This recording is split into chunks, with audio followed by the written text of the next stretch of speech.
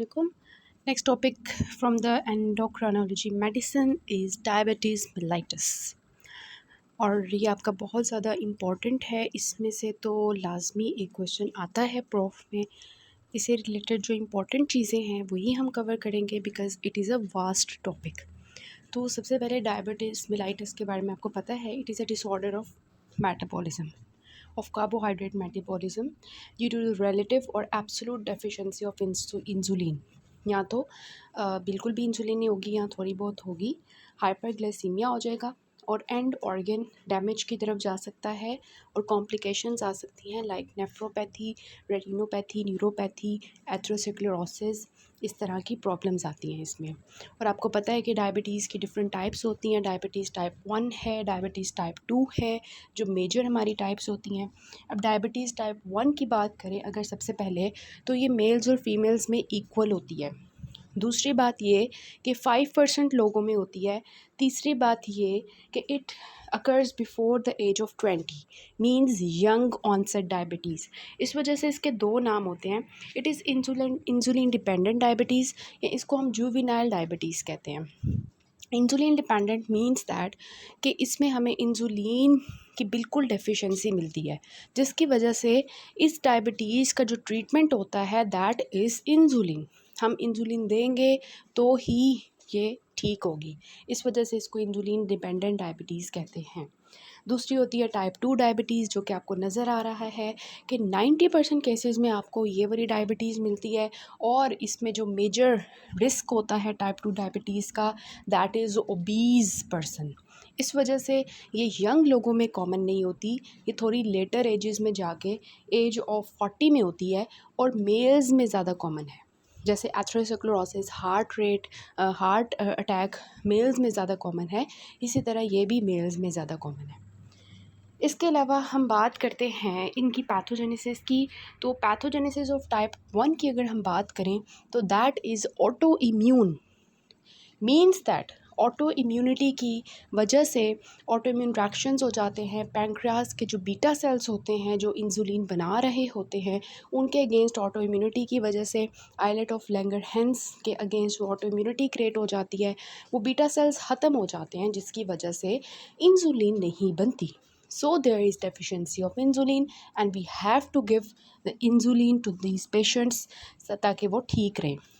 दूसरी type 2 diabetes की बात बताई जा रही है कि ये ओबेसिटी की वजह से, जेनेटिक्स की वजह से और एज इसमें जो है मेजर रिस्क फैक्टर्स होते हैं।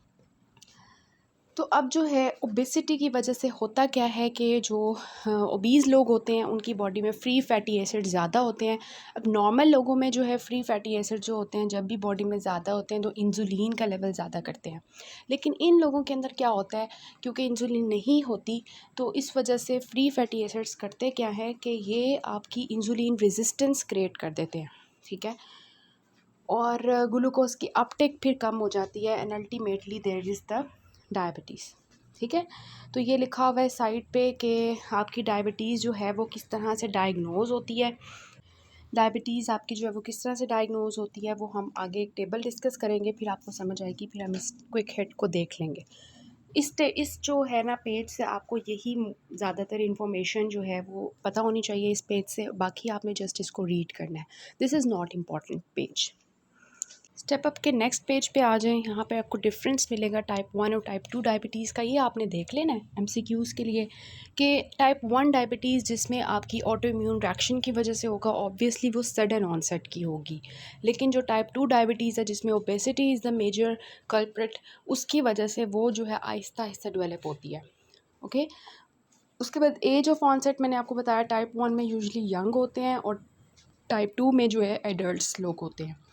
फिर हम देखते हैं कि बॉडी हैबिट्स। तो टाइप 1 के जो आपको लोग मिलेंगे, पेशेंट्स मिलेंगे, वो आपको पतले दुबले मिलेंगे, ठीक है। लेकिन टाइप 2 के आपको ओबीज़ मिलेंगे। कीटोसिस की बात करें तो कीटोसिस जो होती है मींस दैट इन लोगों में कॉमन होती है जो टाइप 1 की होती हैं। टाइप 1 में इंसुलिन होती ही नहीं है और टाइप 2 में इंसुलिन होती है शुरू में, लेकिन उसकी रेजिस्टेंस हो जाती है बॉडी में। इस वजह से जो टाइप 1 के लोग होते हैं, क्योंकि उनके अंदर इंसुलिन होती ही नहीं है, तो उनकी बॉडी में जो है वो जो बॉडी होती है वो कीटोन बॉडीज़ बनाना शुरू कर देती है। लेकिन टाइप 2 में क्योंकि इंसुलिन होती है, कुछ ना कुछ चल रही होती है, काम चला रही होती है, इस वजह से उन लोगों के अंदर कीटोन बॉडीज़ नहीं बनती। ठीक है, so that is why ketosis is common in type 1। फिर ऑटो एंटीबॉडीज़ हमने बात की, that is common in type 1। फिर अगर हम बात करें एंडोजनस इंसुलिन की कि वो प्रेजेंट किस में होती है, तो आई सेड के टाइप 1 के अंदर प्रेजेंट नहीं होती, या तो बहुत कम होती है या बिल्कुल एब्सेंट होती है। और टाइप 2 में जो है ये नॉर्मल भी हो सकती है, डिक्रीज़ भी हो सकती है, इंक्रीज़ भी हो सकती है। नॉर्मल क्यों होगी? क्योंकि होगी लेकिन उसकी सेंसिटिविटी कम हो जाएगी, इंसुलिन रेजिस्टेंस होगी सेल्स के ऊपर। ठीक है, और डिक्रीज़ क्यों होगी? डिक्रीज़ इस तरह से होगी कि वो आहिस्ता आहिस्ता कम होना शुरू हो जाती है, जैसे जैसे वो डिज़ीज़ बढ़ती जाती है आहिस्ता आहिस्ता। बीटा सेल्स जो हैं, क्योंकि बॉडी में ग्लूकोज ज़्यादा हुआ होता है, बीटा सेल्स इंसुलिन बनाते जाते हैं, इंसुलिन अपना काम कर नहीं रही होती, बॉडी को लगता है इंसुलिन नहीं है जिसकी वजह से ये हो रहा है, वो और ज़्यादा इंसुलिन बनाते जाते हैं। तो पहले तो वो इंक्रीज़ होती है, ठीक है, उसकी रिस्पॉन्स में, लेकिन बाद में जब बीटा सेल्स थक मर जाते हैं ना, फिर वो इंसुलिन बनाना बंद कर देते हैं। दैट इज़ वाई फिर वो बाद में जाके डिक्रीज़ हो जाती है, ये बात होती है। HLE की एसोसिएशन की बात की जाए तो that is actually associated in type 1। जबकि जो जेनेटिक फैक्टर्स की बात की जाए तो ज़्यादातर जेनेटिक रोल होता है वो स्ट्रॉन्गर लिंक होता है विद टाइप 2। इस वजह से जो टाइप 2 लोग होते हैं डायबिटीज़ के, उनके अंदर फैमिली हिस्ट्री कॉमन होती है। आइडेंटिकल ट्विंस के अंदर भी उनका जो है वो ज़्यादा होता है चांस के एक ट्विन को है तो ट्विन में से एक को है तो दूसरे को भी हो जाए। इसके अलावा ये है कि इस वजह से जो फैमिली हिस्ट्री कॉमन हो, ओबेसिटी हो, तो ऐसे लोगों को हमने कहना है जिसकी फैमिली हिस्ट्री कॉमन है कि आपने अपनी लाइफ में थोड़ी सी लाइफस्टाइल मॉडिफिकेशंस रखनी है, अपने आप को मोटा नहीं होने देना, क्योंकि आपकी फैमिली रिस्क कॉमन है। ठीक हो गया। फिर हमने 2 इफ़ेक्ट्स की बात करनी है। क्लिनिकल पर 4.1 है आपका, इसमें आपको 2 इफ़ेक्ट्स बताए जा रहे हैं, डॉन फिनोमिना और दूसरा है सोमोगाइल इफ़ेक्ट। इनमें से जो बेसिक चीज़ आपको पता होनी चाहिए वो सबसे पहले मैं आपको बताऊंगी कि डॉन इफ़ेक्ट के अंदर क्या होता है कि ग्लूकोज का लेवल बढ़ा होता है, हाइपरग्लाइसीमिया हुआ होता है। ठीक है, इस वजह से ऐसे लोगों में जिनमें हाइपरग्लाइसीमिया हुआ होता है, इनके अंदर हमें इंसुलिन की डोज़ क्या करनी पड़ेगी? जिनके अंदर ग्लूकोज ज़्यादा हुआ होगा, इंसुलिन की डोज़ बढ़ानी पड़ेगी। That is actually dawn effect, dawn phenomena. दूसरा होता है सोमोगाइल इफ़ेक्ट। सोमोगाइल इफ़ेक्ट इसका ऑपोजिट है। सोमोगाइल इफ़ेक्ट में हमें ग्लूकोज का लेवल कम मिलता है, जिसकी वजह से हमें इंसुलिन की डोज़ क्या करनी पड़ेगी? एडजस्ट करने के लिए कम करनी पड़ेगी। So this is the basic thing कि डॉन फिनोमिना के अंदर आपको ग्लूकोज ज़्यादा मिलेगा, जिसकी वजह से आपको इंसुलिन की डोज़ बढ़ानी पड़ेगी। और जो सोमोगाइल है उसमें ग्लूकोज का लेवल आपको कम मिलेगा, इस वजह से आपको इंसुलिन जो है वो कम करनी पड़ेगी। इसके थोड़े से कॉन्सेप्ट में अगर हम जाएँ तो वो हम फिर बात कर लेते हैं। हुआ ये था, डॉन फिनोमिना के लोगों में हुआ ये था कि हमने इंसुलिन की जो डोज़ थी वो थोड़ी सी क्या कर दी हुई थी, कम दी थी। ठीक है, जिसकी वजह से उन लोगों के अंदर क्या हुआ कि रात के टाइम जो है वो क्या हुआ कि उन लोगों में जो है ना ग्लूकोज का लेवल जो है ना वो बढ़ गया था। ठीक है, तो उसके रिज़ल्ट में हुआ ये कि रात के टाइम एक ये भी हुआ काम कि उनकी जो है ना उसके रिस्पॉन्स में जो ग्रोथ हार्मोन था ना वो इंक्रीज़ हो गया, ग्रोथ हार्मोन भी इंक्रीज़ हुआ था। Nocturnal secretion of growth hormone, मतलब रात के टाइम इन लोगों के अंदर क्या होता है कि ग्रोथ हार्मोन रिलीज़ होता है जो हाइपरग्लाइसीमिया करवा देता है। इंसुलिन जितनी मर्ज़ी आपने मतलब कम भी दी हो, ज़्यादा भी, जितनी भी आपकी जो भी डोज थी इंसुलिन की आपने सेट की हुई थी, लेकिन इन लोगों में हुआ क्या कि रात के टाइम ग्रोथ हार्मोन की सिक्रीशन हुई, जिसने क्या किया कि ग्लूकोज जो ब्लड में है उसको ज़्यादा कर दिया। तो ऐसे लोगों को जब हमने रात के 3 बजे जो है इनके ग्लूकोज लेवल को ब्लड में चेक किया, ब्लड ग्लूकोज लेवल इनका चेक किया, तो वो हमें ज़्यादा मिला। ठीक है, तो इस वजह से जब ये लोग सुबह उठते हैं मॉर्निंग हाइपरग्लाइसीमिया फेस करते हैं। इस वजह से हम इन लोगों को जो है वो हाइपरग्लाइसीमिया, क्योंकि इनकी स्टेट, इनको ग्लूकोज ज़्यादा इनके अंदर होता है, इस वजह से हम इनको इंसुलिन जो है ना उसकी डोज़ बढ़ा के देते हैं। ठीक है, सोमोगाइल इफ़ेक्ट में क्या होता है कि जो हमारा होता है ना ब्लड ग्लूकोज, जब उसको हम चेक करते हैं 3 बजे तो वो कम हुआ होता है। क्यों?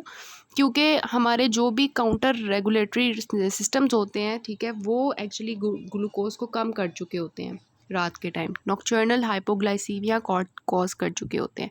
सो इस वजह से इन लोगों के अंदर रात के टाइम जो है ब्लड ग्लूकोज लेवल जब हम चेक करते हैं 3 बजे, तो वो कम होता है। इस वजह से हम करते क्या है कि इन लोगों के अंदर जो रात के टाइम इवनिंग इंसुलिन हमने देनी होती है ना, वो हम कम करके देते हैं, ताकि वो जो है ना उनका इंसुलिन जो है ना वो इफ़ेक्ट वो बैलेंस हो जाए। ठीक हो गया। बस ये आपने याद रखना है, डॉन फिनोमेना में इंसुलिन जो है वो आप कम ज़्यादा देनी पड़ेगी ग्लूकोज के ज़्यादा होने की वजह से, और सोमोगाइल में आपको ग्लूकोज कम होने की वजह से इंसुलिन कम देनी पड़ेगी। और डॉन फिनोमेना में क्या हो रहा था कि कॉर्टिसोल के इफ़ेक्ट की वजह से हो रहा था, ग्रोथ हार्मोन के इफ़ेक्ट की वजह से, जबकि सोमोगाइल में जो है वो आपका हाइपोग्लाइसीमिया हुआ था नॉक्टर्नल, उसकी वजह से। अब हम नेक्स्ट करते हैं। अभी तक हमने देखा कि टाइप 1 टाइप 2 डायबिटीज़ क्या है, उनकी पैथोफिजियोलॉजी क्या है, उनका डिफरेंस क्या है, और 2 इफ़ेक्ट्स हमने देखे हैं, डॉन एंड सोमोगाइल। अब हम बात करने लगे इस टेबल की, जो कि आपका यूक्यू है, ठीक है। इसमें आपको बताया गया diagnostic criteria for the diabetes mellitus, तो इसको आपने एज इट इज़ याद कर लेना है। अब इसमें आपको कौन कौन से टेस्ट होते हैं, ग्लूकोज के रैंडम प्लाज्मा होता है, किसी भी टाइम आप प्लाज्मा में ग्लूकोज का लेवल चेक कर लो, या ये है कि फास्टिंग स्टेट में करो, कि जब वो बंदा जो है वो तकरीबन 8 घंटे तक भूखा है, उसके बाद आप करो ग्लूकोज लेवल उसके ब्लड में। उसके अलावा आप 22 आवर्स पोस्ट प्रेंडियल करो। इसमें आप करते क्या हो कि आप उसको जो है वो 75 ग्राम्स का ग्लूकोज लोड देते हो, और उसके बाद ग्लूकोज ब्लड में चेक करते हो। और फिर HbA1c आपको पता है कि ग्लाइकोलेटेड जो है आपकी ग्लूकोज होता है हीमोग्लोबिन के साथ, और ये 3 मंथ्स तक जो है ना, 3 महीने का आपको ग्लूकोज का लेवल बता देता है, ठीक है। तो ये हमने बात करनी है कि ये चारों टेस्ट हैं हमारे, और 2 तरह की चीज़ें हैं। एक ये है कि प्री डायबिटिक में क्या होगा, और एक ये है कि डायबिटिक लोगों में क्या होगा, ठीक है। अब प्री डायबिटिक जो होगा उसमें हमने फास्टिंग जो होता है वो 110 से लेके 126 तक होता है, और जो 2 आवर्स पोस्ट प्रेंडियल होता है वो 140 से लेके 200 तक होता है। जो हीमोग्लोबिन A1c होती है वो 6.4 तक होती है, 5.7 से लेके 6.4 तक, ठीक है। जबकि अगर हम यही बात करें डायबिटीज़ मिलाइटस, अगर उनका रैंडम प्लाज्मा लेवल जो है ग्लूकोज का वो 200 से ज़्यादा हो जाए, तो दैट इज़ डायबिटिक पेशेंट।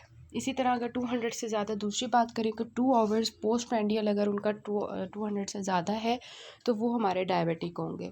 जबकि 126 फास्टिंग में 126 से ज़्यादा होगा, तो वो हमारे जो हैं वो डायबिटिक होंगे। तो सिंपल सी बात है कि जो रैंडम है और जो हमारा पोस्ट प्रेंडियल है, उन दोनों का 200 से ज़्यादा, और फास्टिंग का 126 से ज़्यादा, और प्री डायबिटिक में उनसे कम कर लें, मीन्स के 126 था ना, तो उसमें 140 से 125, और जो 200 है, सॉरी 110 से 126, ठीक है। और जो आपका है दूसरा 200 वाला, वो आप 140 से लेके जो है वो 200 तक रखोगे। और बाकी जो हीमोग्लोबिन A1c है वो 6.5 से अगर ज़्यादा हो जाए, ये आपकी जो है मिलीग्राम्स पर डेसीलीटर की वैल्यूज़ हैं। लेकिन आपके सिनेरियोज़ में जो है ज़रूरी नहीं है कि वो मिलीग्राम्स पर डेसीलीटर में ही दें, वो आपको मिली मोल्स में भी दे सकते हैं। इस वजह से मैंने साथ में इनकी जो मिली मोल्स में वैल्यूज़ हैं वो भी लिख दी हैं, ताकि जो है ना आपको पता चल जाए कि मिली मोल्स में अगर वैल्यू दी हो तो फिर क्या हो, ठीक हो गया। तो वैसे आपने ये मिली ग्राम्स, अगर SEQ आता है तो आप मिली ग्राम्स में लिख लो, दैट इज़ वेल इनफ। अब आपका जो क्वेश्चन आता है वो आता है कि WHO क्राइटेरिया लिखें for the diagnosis of diabetes. तो आपने ये लिखना होता है क्राइटेरिया 1 में क्या होगा, सिम्टोमेटिक लोग होंगे, और एक एक टाइम पे हमने रैंडम और फास्टिंग में चेक करना है, तो हमें इतना मिलना चाहिए। क्राइटेरिया 2 क्या है कि एसिम्प्टोमेटिक हों, और हमने फिर एसिम्प्टोमेटिक लोगों में 2 दफ़ा चेक करना होता है।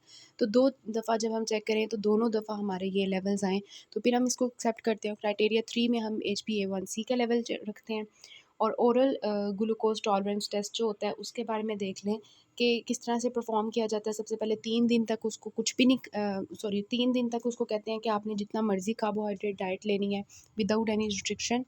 उसके बाद 8 आवर्स का जो है वो ओवरनाइट फास्टिंग करवानी होती है।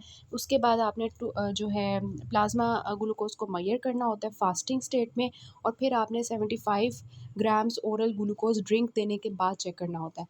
फिर आपकी ये वाली वैल्यूज़ जो मैंने ऑलरेडी टेबल में डिस्कस कर दी हैं वो वाली आनी चाहिए, ठीक हो गया। तो ये आपका जो है ना पूरा WHO क्राइटेरिया है, जो कि आपने जब SEQ आए तो आपने लिखना है। ये डेविडसन का टेबल आपका 20.2 है, ये वही वाला है डायग्नोस्टिक क्राइटेरिया, इसको जस्ट आप रीड कर लें, लेकिन ये वही लिखा हुआ है जो ऑलरेडी हमने डिस्कस कर लिया टेबल की फॉर्म में। और ये वो वाला है कि how to perform an oral glucose tolerance test, जो मैंने आपको बताया कि किस तरह से परफॉर्म करना है।